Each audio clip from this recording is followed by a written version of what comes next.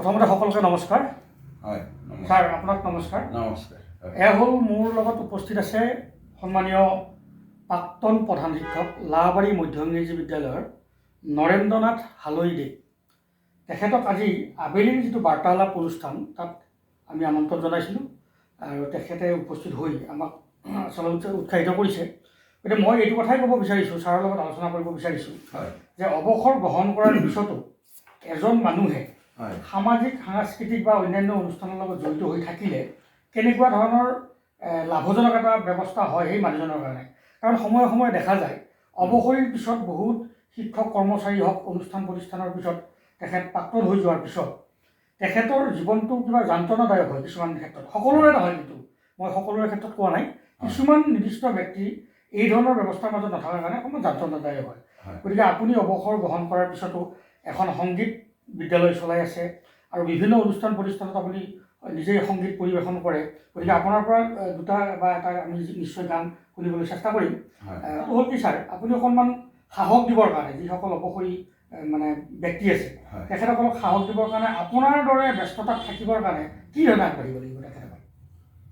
আচলতে চাওক, মানুহ বৃদ্ধ হৈ পেলাই মানুহ কেতিয়াও নমৰে। হয়।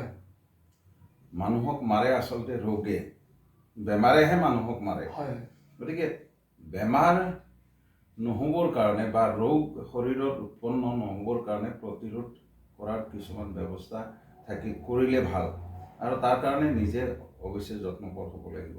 প্ৰথম কথা হ'ল কিছুমান মাধ্যম আছে, যিবিলাক মাধ্যম আমি সামাজিক প্ৰাণী, সমাজখনত থাকি আমি থাকি ভাল পাওঁ, বাস কৰি ভাল পাওঁ, সমাজখন আমাৰ প্ৰিয়, সমাজৰ ইজন সিজনৰ লগত আমি সদায় মনৰ ভাৱ আদান প্ৰদান কৰিব পাৰিলে আমি নিশ্চয় প্ৰফুল্ল হৈ থাকিব পাৰিম, সজীৱ হৈ থাকিব পাৰিম। ঠিক তেনেকুৱাকৈ আচলতে সমাজখনৰ লগত জড়িত হৈ থাকিবৰ কাৰণে যিবিলাক মাধ্যম, সেই মাধ্যমবিলাকৰ লগত যদি অলপ জড়িত হৈ থকা যায় তেতিয়াহ'লে জীয়াই থকাৰ কথা নকওঁ, কিন্তু জীয়াই থাকিবলৈ সমল পোৱা যায় আৰু জীৱনটো জীপাল কৰি ৰাখিব পৰা যায়। যিমান দিন আমি জীয়াই আছোঁ আমি আমাৰ জীৱনটোক জীপাল কৰি ৰাখিব পাৰোঁ, সজীৱ কৰি ৰাখিব পাৰোঁ। যে এই সজীৱতা আনি দিবৰ কাৰণে আমি ধৰক মাধ্যমবিলাক, ধৰক মোৰ বিশেষকৈ মই সৰুকালৰ পৰাই শিশুকালৰ পৰাই সংগীত ভাল পাওঁ। মাৰ মুখৰ পৰাই তাহানি শুনিছিলোঁ, সেই তুলসীৰে তলে তলে মৃগ পহু চৰে। স্কুলতো বিদ্যালয়তো শিক্ষকে কৈছিল, নাই নয়ন তই আজি শনিবাৰ নহয়, আজি গান গাব লাগিব দেই। হয় ছাৰ, গাম, গা এতিয়া গা বুলি আৰম্ভ কৰিবলৈ দিয়া মই সেই জিলিকাব এটি দুটি কৰি খুটা শাৰী শাৰী পানীতে জিলিকি পৰে, গাম। আজি বহুত ধুনীয়া হৈছে তোৰ গান, অহা সপ্তাহত আৰু শিকি আহিবি দেই। আকৌ পিছৰ সপ্তাহত সেই গানটোকে গাওঁ। ছাৰে গম পায়, একেবাৰে ইয়াতে ধৰি পেলাই বেলেগ গীত শিকি আহিবি। এতিয়া আৰু বেলেগ গীত শিকি এই সংগীতৰ যিটো যাত্ৰা, এই তাৰ পৰাই মোৰ আৰম্ভ হৈছিল। আৰু সংগীতটো মোৰ এতিয়া তেজৰ কোষে কোষে, মই কিমান কেনেধৰণে সংগীত দিব পাৰিছোঁ, বিলাব পাৰিছোঁ নাজানো, কিন্তু সমাজখনত মই এটা সংগীতৰ মাধ্যমেদি সেৱা আগবঢ়োৱাৰ যত্ন সদায় সচেষ্ট হৈ থাকোঁ। তাৰমানে আপুনি যেতিয়া শিক্ষকতা কৰি আছিলে তেতিয়াও আপুনি সুবিধা মিলাই কোনো ধৰণৰ নিজৰ কাৰ্যৰ ক্ষতি নোহোৱাকৈ আপুনি অনুষ্ঠান চলাই আছে, মই নিজে দেখিছোঁ। আৰু অৱসৰী আজি প্ৰায় আপোনাৰ 6 বছৰত সোমাল, হয়নে ছাৰ? এই 6 বছৰ দিনৰ বিৰতি আপুনি অৱসৰী হৈও এই 6টা বছৰে কিন্তু আপুনি সংগীত জগতৰ লগতে আছে, বিভিন্ন সাহিত্য প্ৰতিযোগিতাৰ অনুষ্ঠান হওক বা সাহিত্য অনুষ্ঠানৰ লগতে আছে। গতিকে আপোনাৰ নিশ্চয় এই যে সামাজিক মাধ্যমৰ লগত জড়িত হৈ থাকি আপুনি নিজে উৎসাহিত হৈ আছে, বা এটা ধৰক আপুনি অৱসৰী জীৱন গ্ৰহণ কৰিছে যদিও আপোনাৰ সময়টো কেতিয়া কেনেকৈ পাৰ হৈছে এইটো কিন্তু আপুনি ইমান হিচাপ ৰখা নাই। হয়, গতিকে আপোনাৰ বক্তব্যৰে মই আমাৰ সন্মানীয় অৱসৰী ব্যক্তিসকলক জনাব বিচাৰিছোঁ, তেখেতসকলেও যাতে আপোনাৰ দৰে বিভিন্ন সামাজিক অনুষ্ঠান আছে, সংগীত বুলিয়ে নহয়, মই তাকেই মাধ্যম বুলি কওঁতে মই আধা কোৱা হৈছে কথাখিনি। আচলতে সংগীতটো এটা মাধ্যম, এটা মাত্ৰ মাধ্যম। ঠিক তেনেকুৱা আছে আধ্যাত্মিক চিন্তাৰ কথা আছে, ধৰ্মীয় চিন্তা চৈতন্যৰ কথা আছে এইবিলাক মাধ্যমৰ মাজেদি মানে নিজক সজীৱ কৰি ৰাখিব পাৰে আমি যদি গীতা চৰ্চা কৰোঁ আমি যদি ধৰ্মীয় অনুষ্ঠানবিলাকত সচৰাচৰ আজিকালিতো প্ৰায়ে দেখা গৈছে গীতা পাঠ প্ৰায়বিলাক অঞ্চলতে ঠাই ভেদে ভেদে ভাগৱত পাঠ গীতা পাঠ এনেধৰণৰ হয় সেইবিলাক অনুষ্ঠানৰ লগতো যদি জড়িত হ'ব পৰা যায় সেইটো এটা কিন্তু উত্তম মাধ্যম উত্তম মাধ্যম কাৰণ কৈছে কোটিপতি মানুহেও হেনো শূন্যতাত ভোগে কোটিপতি মানুহবিলাক বহুত অজস্ৰ সম্পত্তি আছে কিন্তু তেওঁ যেন কিবা এটা পোৱা নাই কিবা এটা যেন বিচাৰি ফুৰিছে বহুত কিবা কিবি দান কৰিছে মন্দিৰত লক্ষ লক্ষ কোটি কোটি টকাৰ দান দক্ষিণা কৰিছে তথাপি তেওঁ পোৱা নাই কিবা এটা বিচাৰি পোৱা নাই কেতিয়াবা গোটেই বিশ্বখন ভ্ৰমণ কৰিছে বিভিন্ন ঠাইলৈকে গৈছে ঠাই মনৰ খোৰাক খন্তেকীয়াভাৱে পাইছে কিন্তু তথাপি তেওঁৰ শূন্যতা আঁতৰি যোৱা নাই এইটো কাৰণ আচলতে ধৰ্ম গ্ৰন্থবিলাকতো কোৱা হৈছে গীতাতো কৈছে যে শূন্যতা এটাতেই সম্পূৰ্ণ কৰিব পাৰি সেইটো আধ্যাত্মিক চিন্তা চেতনাৰ মাজেৰে আধ্যাত্মিকতাৰ মাজলৈকে যদি যোৱা যায় তেতিয়া পূৰ্ণতা আহিব যেনেকৈ গুৰুবিহীন শিক্ষা কেতিয়াও সফল নহয় কেতিয়াও তাৰ লক্ষ্য উদ্দেশ্য আৰু লক্ষ্য আমি কেতিয়াও চুব নোৱাৰোঁ ঠিক তেনেকুৱা গুৰু বুলি কওঁতে আৰু এটা কথা মোৰ মনলৈ আহিছে দেই আমনি নাপাব আমিতো ভাবোঁ ৰাম কৃষ্ণ দুয়োগৰাকী উত্তম তেওঁলোকৰ ওপৰত কোনো নাই আমি ভাবোঁ তেওঁলোক দুগৰাকীয়ে হৈছে শ্ৰেষ্ঠ সৰ্বশ্ৰেষ্ঠ আচলতে কথাটো তেনেকুৱা নহয় কাৰণ ৰামৰো গুৰু আছিলে আৰু কৃষ্ণৰো গুৰু আছিলে নহয় ৰামৰ গুৰু হ'ল বশিষ্ঠমুনি আকৌ কৃষ্ণৰ গুৰু হ'ল দুৰ্বাসা গতিকে তেওঁলোকক ধৰি প্ৰণাম কৰিছিল কৃষ্ণক আক্ষৰিক জ্ঞান দিছিল দুৰ্বাসা ঋষিয়ে এনেকুৱা এইবিলাক কথা ধৰক আমি ধৰক এতিয়া পাবলৈ সক্ষম হৈছোঁ ব্যাসদেৱৰ কাৰণেই পাবলৈ আজিৰ পৰা ধৰক 5560 বছৰ আজি 2023 চন 5560 বছৰ আগত কৃষ্ণই ব্যাসৰ আগত কোৱা কথাখিনি ব্যাসে যেনিবা তেওঁৰ কম্পিউটাৰত আপলোড কৰি পেলাই তেওঁ লিখি থৈ যোৱাৰ কাৰণে ব্যাসে যেনিবা ধৰক 14 শাস্ত্ৰ 18 পুৰাণ এইখিনি লিখি মেলিও তেওঁ মানে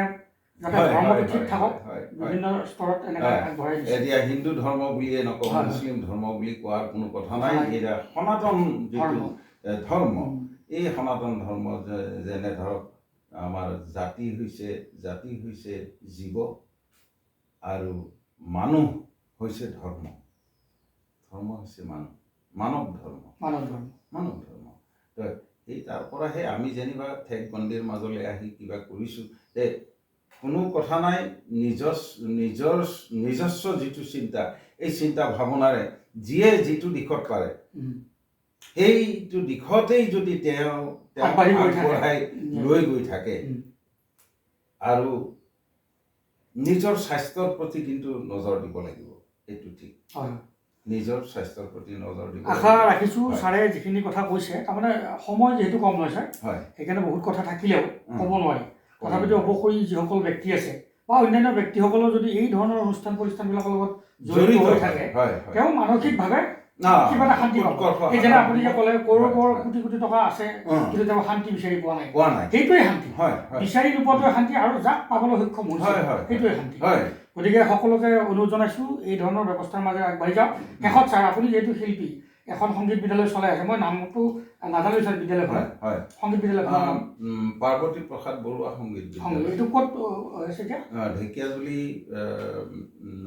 উচ্চতৰ মাধ্যমিক বালিকা বিদ্যালয় গতিকে সংগীত বিদ্যালয়খনো তেখেতে ধুনীয়াকৈ পৰিচালনা কৰি আছে ছাৰক শুভেচ্ছা জনাইছোঁ খুব সুন্দৰভাৱে থাকক আৰু থকাকেইদিন সামাজিকভাৱে যিধৰণে সকলোকে উৎসাহিত কৰি আহিছে এইধৰণে সকলোকে উৎসাহিত কৰি যাব তাকে আশা কামনা কৰিছোঁ আৰু লগতে ছাৰৰ পৰা যদি এটা গীত নুশুনো সৰুকৈ হ'লেও তেতিয়া গোটেই অনুষ্ঠানটো আধৰুৱা হৈ যাব যদিও অকণমান অনুষ্ঠানটো দীঘলীয়া হৈছে তথাপিতো ছাৰৰ পৰা এটা গীত শুনিহে অনুষ্ঠানটো সামৰিব লাগিব। গতিকে অকণমান সময় ছাৰৰ গীতটো ধৈৰ্য সহকাৰে শুনকচোন। আপুনি যিটো ভাল পায় সেইটোকে গাওক অকণমান। মোৰ আপুনি গীতৰ কথা কওঁতে এই মুহূৰ্তত মই এটা কথা মনলৈ আহিছে। এগৰাকী শিল্পী, মোৰ মানে চিৰপূজ্য সংগীত সূৰ্য ডক্টৰ ভূপেন হাজৰিকা। তেখেতৰ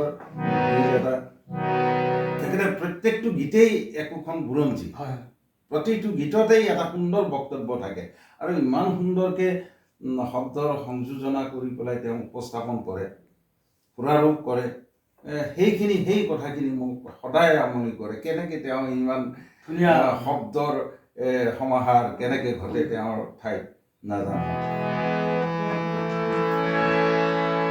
তেওঁ কোনোবা প্ৰেয়সী, তেওঁ ইমান সুন্দৰকৈ কৈছে এই কথাখিনি।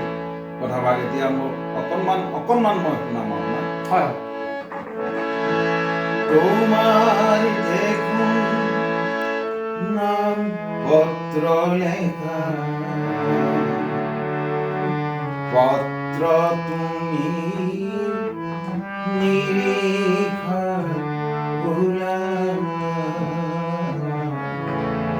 হয়তো পুরনা জীবনা তোমার মন তোমার দেখুন নাম পত্র লেখা, পত্র তুমি নিরীক্ষা ভুলা হয়তো পুরানা তোমার বহু পার হই গোল মনোমর পত্র লিখা তুমি বিসরাহে না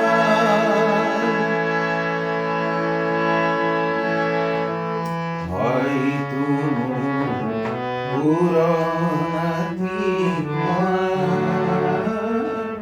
তোমার